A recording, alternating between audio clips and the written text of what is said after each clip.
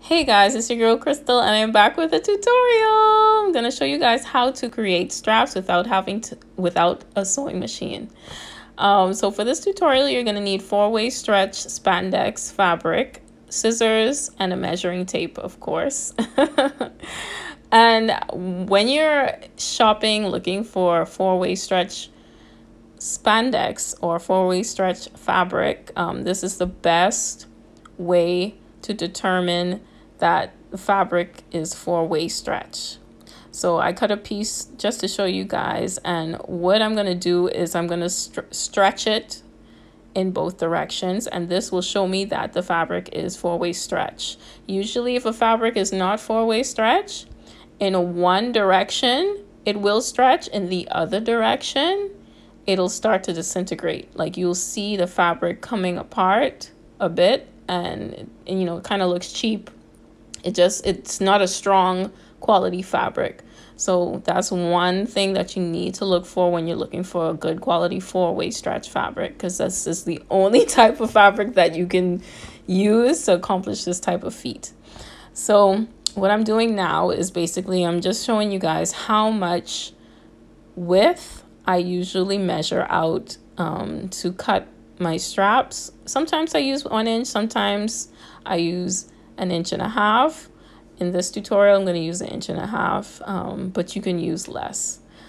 Now I'm taking the marker and I'm just marking out where I'm going to cut, basically. And it's just a good indicator. I think usually most people use rulers. I tend to like to use markers because at the end of the day, I'm just going to cut it off of the fabric in any event. And my hands are usually pretty straight after practicing for so many years. So from that point where I marked on the fabric, I'm just literally cutting straight up the yardage. And I'm taking my time, just cutting it. I've sped it up a bit because it can be kind of boring just to watch someone cut fabric on a YouTube channel. But yeah, this is basically what I do when I'm cutting out straps. So I'm going to cut out 2 of these, and usually I just cut the ends just to make it all even and cute and whatnot. And yeah, so we have 2 straps, well, 2 pieces of fabric. And what we're going to do is we're going to tug really hard on this fabric. As you can see, it's already like kind of folding to the middle, but you're going to tug all the way down the length of the fabric, tugging as hard as you can. Not like crazy hard, but hard enough until you see the fabric actually curling up on itself.